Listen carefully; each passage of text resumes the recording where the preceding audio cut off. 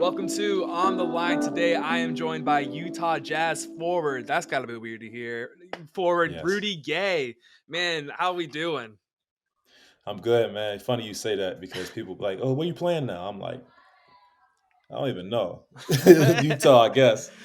I mean, you've been kind of all over. I mean, what was it? I remember when we were first talking, like to your agent and such, they were asking, like, yeah, when did he retire? I'm like, dude, he's still playing. Right, Like, you've been in right, the league for yeah, so long and you've been so good. yeah, It's just kind of, it's just what happens, I feel like sometimes. But anyway, yeah. Thank you. oh, you're welcome. I mean, I always pay attention. You were always one of my favorite players, but I I can appreciate that. I sympathize a appreciate it. bit with the last name because my last name is Yeah. Poor. Your last name is Gay. Yeah, So yeah, yeah, growing yeah, up, yeah, you had yeah. those the jokes that you would hear every single day. Like, how much did it suck, dude? Man, it sucked for a little bit, but I got tall very fast, so at least it was behind my back. Oh yeah, 100%. I remember like the go-to joke for me was like either Tommy Rich, or Tom, like do roll call. Tommy is poor. I'm assuming for you it was like Yeah, Rudy Straight or like Rudy is yeah. gay. Yeah, Rudy is gay. You are gay. yeah, Like yeah. my first name was like you, and your middle name is Rudy, so you are gay. Oh my It was gosh. Yep, it is what it is. Kids can be mean, yeah. man, but it builds character. It builds character, man. I'm a tough dude now. Oh yeah. And so, last question about the name is: did you ever get asked if you were related to Tyson Gay? All the time, Yeah. all the time. Um, I think I am actually related to Marvin Gaye though. So Really? somehow down the line, I think I am. We'll He start. added the E on his name. We'll start the headline grabbers for that one. Did you ever meet Tyson Gay, or is it just everyone kept asking? Man, no, it's degrees of separation. Like, actually, our old trainer in Memphis that me and Mike had actually trained him, and we got on the phone one time. He was like, "Are you related to this person? This person?" And it comes to find out, we have nothing in common. So I don't know. I guess I guess the name is more common than I thought it was. I guess so. And so, growing up, basketball originally wasn't your favorite sport. It was baseball. What kind of Yeah, made you fall more in love with basketball, and what kind of made you pursue basketball? it's funny. A strike zone. I kept striking the hell out, so I had to switch it up. Like I was the athletic part. Like I played center field and I pitched. So I could feel all those, like I can go, run to a ball. I was always fast and always could, always really, really, really athletic. So that portion was okay, but I was a cleanup hitter, and once I couldn't hit no more, it was like I quit. Once they started throwing those off-speed pitches, you kind of just, I was like, no, I'm done. Man, no, seriously, somebody threw me a curveball, and I thought it was going to hit me. So you turn your back to brace for it, and I look at the ump. He's like a strike. I'm like, no, it's time for me to play basketball now. Yeah, and also you look like a little bitch when you put your back like Right, that. right, Yeah, right, right. yeah. So you don't like that. So, Nah. do you still watch baseball, or is it one of those things you like to play it, but you just didn't really care about watching it? When I was playing it, I watched it a lot more. Now, things have moved along. I still have my favorite players from back in the day. Like Griffey was always my favorite player. Dude, he was the man. Yeah, he was a man. Who else? I'm a diehard Orioles fan, even though we suck. No disrespect to the guys on there, but Crush Davis is what we call him. He just retired. Yeah. Um, who Cal Ripken is a Baltimore legend. Those Yankee teams. Even though being an Oriole fan, you can't be a Yankee fan after the kid reached over and took our World Series from us, basically. Hmm. So, you know, I follow baseball. Though. For being as bad as they are, though, it just makes them that much sweeter when they're actually good. So, it's a We're little, waiting. little give and take. We're, Uh, we're waiting. yeah. And another thing too is you tried to play football, but the coach wanted you to play left tackle because he wanted his son to play quarterback. Do you ever wonder what Yeah, would have happened if you played receiver or anything like that? I just to this day, man, I think that's complete bullshit, man. I'm like, yo, I'm a complete athlete now. You make me play left tackle, man. I was the fastest person on the team. I threw the furthest. It's like, man, just give me the ball, man. But And you're probably his son was easily the there most athletic because you're in the NBA. You've easily. had a long NBA career. Like, that dude's such an idiot. He saw a big guy. He's like, protect my son. Get his blind side. That's what we'll Right, do. Even though you right. could I was probably you just throw the ball up to you, you probably could just caught it. Like you were pretty tall growing man. up, so it's like, I yeah. was, but then I was like, nah, this isn't for me. I had so much respect for those guys, but Oh, throwing that their wasn't for me. yeah, throwing their body on the line and stuff, man, getting hit. Fuck Yeah, that. nah, And then you grew up in Maryland, grew up in Baltimore, and yeah, you went to UConn. What kind yeah, of made you choose UConn over Maryland, who won a championship like a couple years before? yeah. I mean, it was timing for me. I mean, at that point, UConn was weighing you like year after year. Somebody was coming out and going to the league, playing my position. You had your Karan Butlers, you had your Rip Hamiltons, Ray Allens, you had Ben Gordon right before me. You had um, way like it's always been wing you, and at that point I was playing mostly in the post, but I want like to be that at that point, 6'8", you're a small forward. You had your T Max and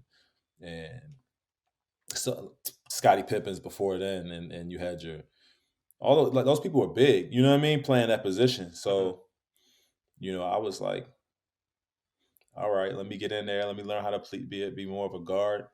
And that's what they did. Day one, they put me in as small forward, and I just played from there. And so going back to UConn, your sophomore year, the last year at UConn, you guys went to the Yeah, Elite Eight and lost to George Mason. Does it kind of man. suck looking back at like, Jesus, we were the guys a part of the Cinderella story? Or do you kind of look at it now like that was still kind of a cool story for them? I feel like we made the Cinderella story because we were the best team in the tournament. It Oh, was by like they far. beat us. Well, they beat us, and now it's like, yeah, they're legit Cinderella. Like they went all the way there. I'm like, man, it's still honestly, I still lose sleep over that shit. Honestly, like we needed four. What is it? 30 for 30. 30 for 30. We needed 30 for 30, man. The best team that never was, man. Something like that. Dude, for Because real, you guys were good as fuck. yeah, we Like, were good, man. oh my god, it's one of the every year there's a team like that who just not every year, but most of the time. Like this past year, you had Baylor Gonzaga, which is a rare time you actually get the two best teams to play each other. Yeah, But yeah, almost yeah. it's you never get those. It's It always never happens like that. no, never. That's why it was so cool this year, but the game sucked. Baylor kicked their It ass. did. It It did. did. Anyway, so you get drafted by the Memphis Grizzlies. You join this team of just a bunch of future young stars of Mike Conley, you, Mark Stahl, and then you're led by Zebo. And then Yeah. you guys were joined by you sprinkled in a couple of veterans like AI and Steve Francis. I know Steve Right. Francis for say personal reasons just kind of left. Uh, Yeah. and I know AI was upset about being on the bench. Was it more or less because he was just pissed about practice? I don't know. I saw AI. He said something. He been a better football player than if he played basketball. I'm like, okay, somebody at one that doesn't like to lift weights, doesn't like to practice. You could be a professional quarterback. That's disrespectful to quarterbacks, man. But he was a great NBA player and all that. But even before that, Mike. Actually, me and Kyle Lowry were drafted together on Memphis. Mike came the next year. We had about, and actually, I played with Pal in Memphis, and he was he was our vet, and we had a lot of. When I got there, was a lot of like guys that were trickling out of their careers. So we sucked for about 3 years until we made that acquisition of Zebo. He comes in, adds the toughness. We sprinkled in Tony Allen, who we all know Tony. Hmm. Um, who else? We sprinkled in a lot of guys just to complement us, and we made something out of it. And Allen Iverson, that was honestly that year that he came was uh, was big for us because he actually AI actually we had some like as far as like the reputation of the guys I just named and what we thought that that they would bring, but the only real controversy we had was Allen coming in and verbally going out and saying that he wouldn't play behind Mike Conley, and at that point, rightfully so. AI is a legend, is a Hall of Famer, and Mike Conley is an up and coming player, and I don't, I mean, but his time was coming, so Coach Lionel Hollins had to do what he had to do. It was a hard decision, although AI still had a lot to give, but it was a hard decision for him. And you have to give it up for a coach that's willing to stick with what he thinks and try to go with the future. But Allen Iverson didn't have it, so he went on. And Conley did have it. I mean, I don't. He's somehow not been an all star, which is still. But I think it's just because he's been stuck in the West. There's just just so many stars, and there's always been a ton of stars. It's it's a nuts. guard heavy league, Yeah, especially in the West. yeah. You have so many great players, and it's good. I mean, it's crazy that somebody like him gets overshadowed because he's had so many great years. I thought he was gonna get called up to Team USA and be the savior of the point guard, but luckily they didn't need a Yeah, savior. They won. But yeah, they won. we'll get to your international career and stuff like that later on. But let's kind of go back to the NBA. You again back to the Grizzlies. You guys are budding. You guys take the Clippers to 7, and then unfortunately you get traded to the Toronto Raptors. But you're back with Kyle Lowry, and Hmm. you're getting able to play with DeMar DeRozan, another future teammate. Right. But then pretty quickly, then you're headed off to Sacramento. Was there a point of you where like, dude, does no team want me? Or is it like everyone wants me, so they're trading for me? You go through a little bit of both. I mean, what I learned from that situation is, no matter what you think of yourself, it's all about where people think you can help them. When I got traded from Toronto, it was a short stint, but at that point, you had management changes, and I just didn't fit into to the new management's what they thought. So, and I went to Sacramento, and they welcomed me, although it was a team that was going through a lot and still is. Always Um, will. always will, man. It's a dark cloud over that city, and Yeah. something needs to happen, or something need a shaman or They're something. But cursed. They are literally cursed. I don't know man, what I it hope not. is, I hate but to I say think I that, think but they're it is, cursed. Yeah. because we had some really great teams. Myself, Isaiah, uh, Demarcus. For real though, think You know, about that. All the yeah, talent you guys had then, you have all the talent now, and it's just like it just doesn't make any sense, man. yeah. Not even that, just our injuries. Like, me just coming from that team and all, me and Demarcus both having Achilles injuries like right after leaving. Like, I had mine during there. He had his after he left, but Isaiah with his hip and what could have been. I mean, after that we still had some good teams, but it was just always something, man. Always something. And then during around this time period also is when you made your appearances with the Team USA. And I know in the Yeah. past you said you took a lot away from those experiences by seeing what other guys did. What was the one thing you Yeah. took away that you really think, or what was like a moment where maybe you saw something that really changed your perspective of basketball or maybe your approach to playing? It changed my approach because, when you go there, you have to play a role. Yeah. Up until then, I'd always been the guy on the team is go out there and score points and make plays and try to get us to win. But when you have so many great players, they don't need that from you. They need you to play your role and use your minutes wisely. And that taught me a lot, and even leading up to that, like the preparation of guys and what they put into it, how much time they spend in the weight room. You always have your perception of what you need to do, but when you see somebody else doing it, it's not like you got to emulate it, but you can add things to your own. Yeah, and so we kind of talked about a second ago was the Achilles injury. And so you pop your Achilles in your contract year. Like that's got to be one of Mhm. the worst fucking feelings in the world. Yeah, Like, so what was going through your head when you popped that Achilles? man, everything went through my head. I mean, I was like, man, this is over. Yeah, because you already know the stigma of popping your Achilles is Yeah. like, it's like a death sentence in sports, and for that night, until that maybe that next day, I was in a dark place. I thought it was over. I thought, I'll never be a basketball player again, let alone be the type of basketball player I was.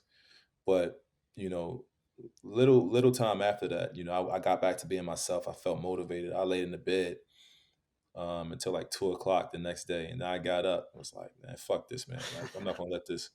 I'm not gonna let this end me. I'm gonna end on my. Let me end on my shield. Or how do they say it? I Is don't know. that? Hey, I you're, don't you're know. close enough. You Who know this. cares? Who cares? Hey, I made up a new one. If that's not it, I made a new one. But There nah, we it's go. yeah. So I wanted to do it my way, and after that, I was like, nah, I can't.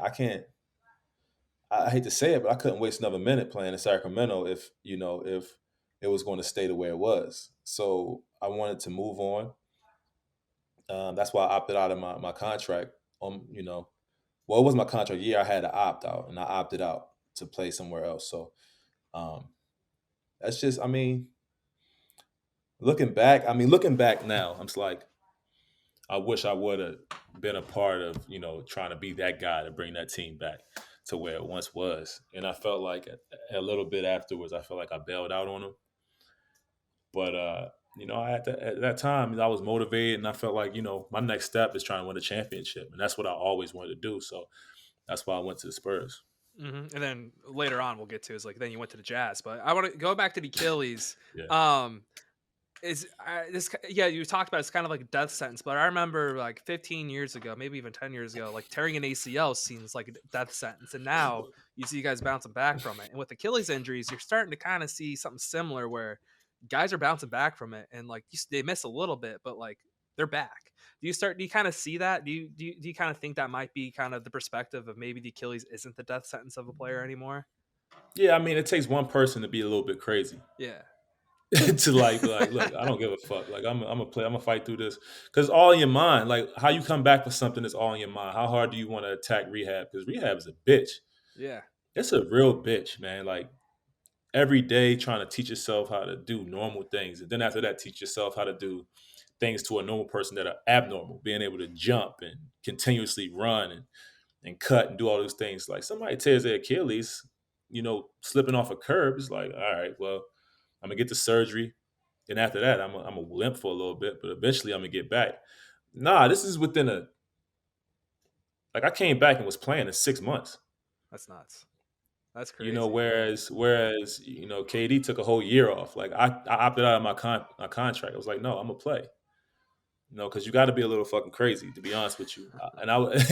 And I actually when it happened, I was talking to Kobe and speaking of crazy, he was just telling me like, man, you just gotta fight through it. You gotta fight through pain. You gotta fight through everything. I asked him down to like the scar. What do you do with the scar? He said, man, that's a war wound. And that's the motivation. I like. That's the kind of from there. I kind of went off of that. Like, not just Kobe hit me. Wesley Matthews, who I went through it a couple years before, and just having Kobe talk to me, it helped me be an advocate for other people after that go through it. They come back. Like I talked to Clay Thompson. He asked me questions. I'm like, man, fuck it. Like, yo, you're gonna be all right. You're gonna be Clay. You know what Yeah. I'm saying? Don't. It's all in your mind. I'm assuming Boogie hit you up then too, because he tore his right after Boogie too. you. Yeah, Boogie yeah. too. A Bugs. lot of guys did, man. A lot of guys did. It's a rough injury, and then you kind of talked about how like you feel bad about leaving Sacramento, but you want to do what's best for you.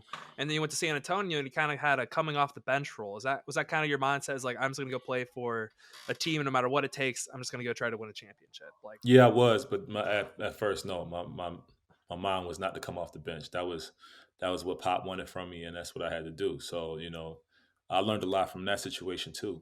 Pop had his vision for me, and it wasn't my vision, because I had just gone off of Achilles injury and me wanting to go out there and prove what I could still do. And he wanted to kind of pull me back a little bit. So I learned a lot from that situation too. do you ever try? Did you when you first got back from the injury? Did you ever try to do like a certain dunk or something? You're like, oh shit, I can't do that anymore.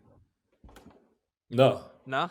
no, because that was to me that was me being able to do what I did before was what like. That's when I know I'm back. That's when Gotcha. I know I can. I never stopped trying. Never stopped trying to do anything. I never like whatever kind of rehab it was. I tried everything. You know what I'm saying? Because you know this is my fucking job. Like I want to be the best I can be at it. You know what I'm saying? Yeah, I know I make a exactly lot what of you're money to saying. play. Yeah. Like I make a lot of money to play basketball, man, and I love it. So I'm going to do whatever I can to try to get back. Within I'm not going to say Well, steroids, yeah, anything like within that, reason, within but within reason. reason. Like yeah, yeah, With yeah, modern yeah. science, we'll do whatever it takes Modern within science. There you reason, go. within reason. So, and Yeah, now you're on the Utah Jazz. You're yeah. reunited with your boy Mike Conley. You're bringing back the grade 8 jersey. I mean, like, how are you Right. feeling going into this new situation? Man, I mean the 8, man, new beginnings and it's trying to go back to it. I'm back with Mike. Mike's somebody that knows my game, knows what I'm capable of, and he was a big advocate for me to come to the team. He was on every Zoom call, every meeting, trying to recruit me. And it's good to have somebody advocating for you. Somebody that Mhm. actually, this is something I wish I had in San Antonio. Somebody that knew my strengths We had Demar and for a little bit. well, yeah, I mean, but me and Demar were both going through the same thing. You Yeah, know what I'm yeah, saying? yeah. Both coming to a new situation and coming to a coach that has a system, and when you have a system, you kind of have to be fit into that system. Now, me playing with Mike will kind of bring back something that I had before, a person that knows how I play and knows where I'm strong and puts me in those situations, especially at point guard. And Mhm. also, already has that kind of relationship with Coach Quinn that could tell him, oh, this would be better for him.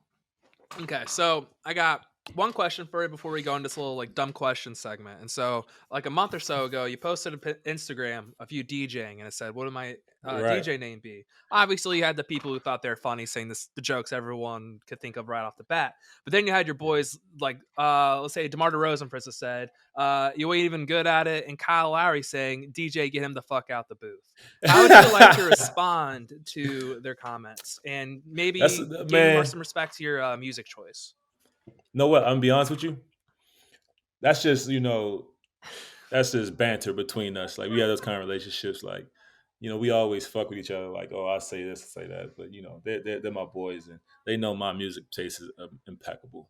So that's just jokes for you guys. But I don't know. Like it's sometimes you gotta hate when you're great, man. You know what I Yeah, mean? yeah, I know what you mean. If you don't have They just haters, are you jealous. good? Or if you don't have They haters, are just you good at what you're doing? man. You can't be if you don't have haters, man. Exactly, exactly. So now I got a bunch of those really stupid questions or just stuff like doesn't take a whole lot of research to know. So the first question is I know you like combat sports. So are Right. you I know you were a boxing guy before, but are you boxing or MMA now? Man, I like both. I mean, I just think um I just think Conor McGregor is fucking funny as hell. So love to watch it. No matter how many fights, I just like to watch the interviews and how he reacts and stuff. I think he's super funny, and he's really like kind of made MMA intriguing to me. Um, Boxing has always been great. It's a great workout for me. I mean, this is my 16th year in the NBA, and I do what I can to stay in shape. So boxing, is a tough workout. I mean, you can go in and shoot 1,000 jump shots a day. You can run sprints and all that stuff. But, besides the jump shot, sprints and all that stuff, that gets old. Yeah. You know what I'm saying? So I try to do other things to try to keep myself in shape. Yeah, boxing seems like it's something I still tell myself I need to get into and I just keep not doing You it. should, man. Your Dude. confidence you know what I mean? Just comes Yeah. up. Yeah, I know exactly what you mean. All right. So next question is, are you aware of how dominant you were as a player in 2K? Like throughout the years? Like if ever you started a franchise, you would trade for Rudy Gay because he's like a cheat player. Man, I hope it will resemble my play on the court. Well, it did. It did. I'm not even Yeah, I kidding. mean, I'm not like I'm not going to toot my own horn, but for the most part of my career, I feel like I've been underrated. So No, I I agree. I agree. Yeah. although although 2K is a video game, but I feel like at least somebody sees that I could play. I get the respect amongst my peers, and that's good enough for me at this point in my career. That's good enough. And then also being in the West also hurt. Again, just like Yeah, if you're in the East, I mean, there is a span where you're like at the prime. You're probably playing the best basketball, but you're in the West Coast, West Conference, but you're not in the East Conference. On the East, right. there was a span where there were some really bad teams in the Yeah, playoffs, the East. especially. Yeah, the East. It's I changed over. It's a little bit more even. But all the bad teams kind of finally drafted well, and now they have a ton of young yeah, talent. So it's yeah. I mean, you got to think in my prime, I had to, all at my position. You had Melo, you had KD, you had T Mac, you had um, Kobe. just pick a team. Kobe. Forgot about how can you forget How about can you him? forget about Cobes? Let's see Um, who else is there. I mean, there's so many. Like if Kawhi, you you had yeah, all those Kawhi a guys. little later. Kawhi was a little later in my career, so I can't say Kawhi was in my way. Man, this is a Um, massive throwback. who else? I mean, whether it's a forward Or yeah, or a and guard they or a had guard, center positions at that time too, so you couldn't you had like get centers. away with Yeah, that three forward spot that couldn't they get do in, now. couldn't get in right there. So you had, and if we talking forwards, you're talking Dirk, you're talking fucking a lot of people, A man. So lot, the West was just way packed. too many. It was the West has always been just a Yeah, powerhouse, man. So yeah. And like I said before, man, like if I could talk to Dirk Nowitzki and he'd tell me about the time I killed him, that's good enough for me. If I can call Kobe Bryant after having the same conversation with me, he tells me to go back and be a dog, then honestly, that's good enough for me at the end of the day, man. Because what are you without the respect of your peers? Oh, for real. Like honestly, like that's all that matters too. Like you can listen to ESPN and things like that. There's a lot of guys who don't know what the fuck they're talking about. Nah, I And don't, man. I don't no, give a there's shit some of about them them. Yeah, people. exactly. You don't give a shit. Like So, there. some Well, of them one positive thing they said about you though. This is my next question. Is they said you were the LeBron stopper. They said you were the key to stopping LeBron James. do. Man, look. Let me tell you this. There is no such thing as Come on, man. It's The LeBron. LeBron stopper. Look, I'm a competitor. I will say I'm competitive. I'm very competitive, but LeBron stopper. Come on, nobody. Come on, this man has done some crazy things in his career, and for me, I've had a couple good games against him, yeah, and I've because I'm a competitive player at the end of the day, and that's what's the point in being out there if you're not going to be competitive? But LeBron stopper, I don't even want that nickname. You No know what one's happened to Ruben Patterson with Kobe? I don't want to be that guy. no, you don't want to be that Oh, who guy. was it? Who was it? Dominique Wilkins' brother. He was supposed to be the Jordan stopper. You know what happened to him too. I don't want to be that guy. No, no one wants to be So that guy. No, you nah. don't, So because I'm then I'm you're I'm gonna just be competitive. yeah, you don't want to be immortalized as the guy that was supposed to be that guy and just get owned every single time you I don't play. want to be known for that shit. No, Nah, no. Luckily, nah. luckily you're not. So Yeah, another question is, I know you've kind of been a germaphobe, and your family's kind of a germaphobe. Did that prepare yo, you it's for the terrible. pandemic? Like, did you guys feel like, all right, we're good to go? This is what we've been waiting for. It's crazy because my mom's like, if I like, whenever I move somewhere new, it's like my mom's and my aunt. They go in, they just disinfect everything, doorknobs, everything. So I'm like, all right, whatever. And to the point where it's like, I don't know. I'm always in because I'm not. I would say I'm a germaphobe, but not like them. I've never been like them. Like me, I feel like too clean is almost bad for you. Like you gotta be exposed to some things. Being exposed to COVID, not so much. But being exposed, you gotta be exposed to something. I have two little boys now, and I try not to be as as much of a germaphobe with them. But one time we were at Disney World, and my son is just like, I tell him to tie his shoe, and he just sits on the floor in the middle Oh, of the bathroom in Disney oh my World. god. I lost it. I lost. I wanted to give him like a bath in the sink. I'm like, what the hell is wrong with you, man? Anywhere in Disney World, if you sit down, and Nah, you're it's sitting disgusting, in some gross shit. Even like man. even the benches and stuff. And Yeah, that's don't remind me. oh yeah. I won't. Okay, yeah, we'll move on. Did it suck to open your gym right before the pandemic? Yes, it did. Financially, it did a lot. Well, luckily you play in the NBA, so it's like, I mean, it's luckily I got some income coming in yeah. somehow. So, but it's yeah, it did suck. But I just even more than monetary. I just want people to get a chance to see it and be a part of it because it's really Pick Up USA is really good culture, man. Like it's great. It's great, and it's somewhere I go. I will go. I go. I've had Melo. I've had some of the young players in Baltimore. I've had everybody come out and we play pickup just to just to have somewhere to play. You got referees, you got all of that. So we got weightlifting. We have everything for you if you're a basketball player. If you love basketball. Okay, okay. So next one is, do you really design all your own merch? I do actually. I do. And I've taken some time off just because I've been trying to focus on Ball. keeping a job. Yeah, And yeah. but when I have some time to free up, I'll put out another line. It's too swaggy for me. I want to be able to pull that off. Too much. We got to send you some. Too swaggy. Hey, I'll take it. Oh, Send me some. what was your favorite thing about the bubble from your little time there? Like, what was the one? I know we always talk about what's the worst thing. Like, what was your favorite thing about the bubble?